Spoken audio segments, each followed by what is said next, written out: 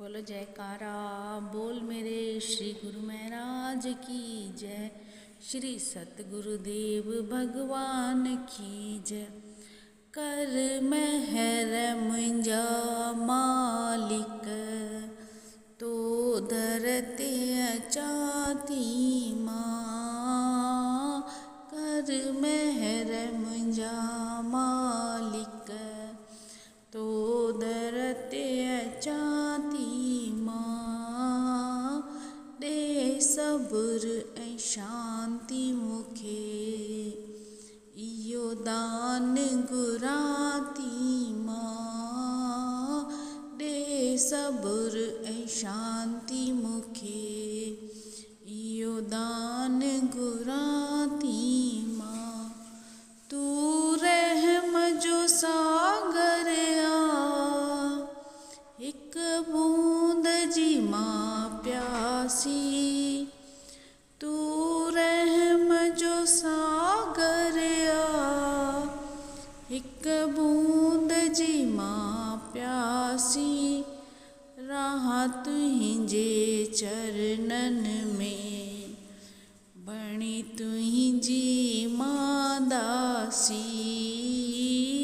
रहा तुझे चरणन में बणी तुझी माँ दासी। लो सारसी गो सतगुर तुझे दम ते जियाती माँ। लो सारसी गो सतगुर तुझे दम ते जियाती माँ। कर मेहर मुंजा मालिक तो दर ते चाती माँ। दे सब्र ऐं शांति मुखे इयो दान गुराती माँ। मुंहिंजे दिल जे कंवल गुल खे वीरान कयो दुनिया। मुंहिंजे दिल जे कंवल गुल खे वीरान कयो दुनिया। तुंहिंजे भगतन खे बाबा हैरान कयो दुनिया। तुंहिंजे दर तां मिली शहत खुश हुन में रहाती माँ।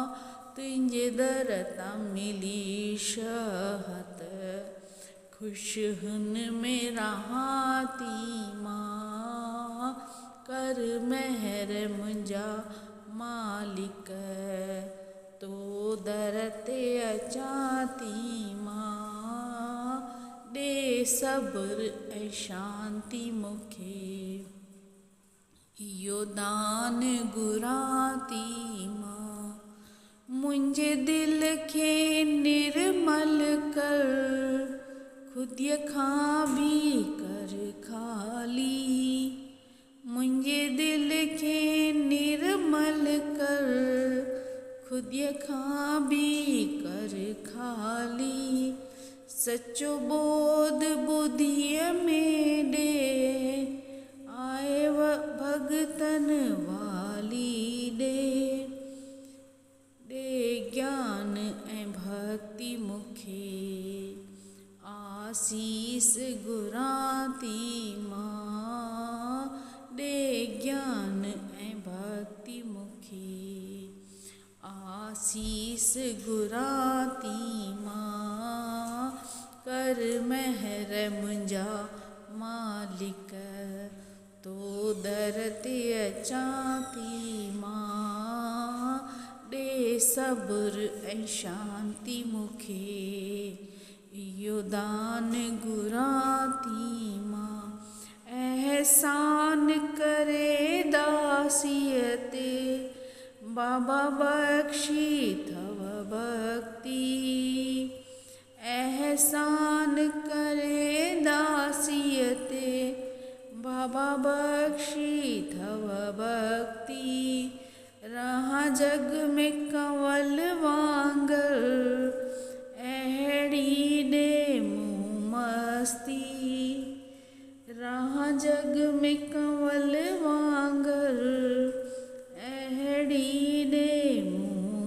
हस्ती तुंहिंजे भरोसे ते त मां हरदम हलां थी मां तुंहिंजे भरोसे ते हरदम हलां थी मां कर महर मुंहिंजा मालिक तो दर ते अचां थी मां ॾे सब्र ऐं शांती मूंखे इहो दान घुरां थी मां कर महर मुंहिंजा मालिक तो दर ते अचां थी मां। बोल जयकारा, बोल मेरे श्री गुरु महाराज की जय, श्री सतगुरुदेव भगवान की जय।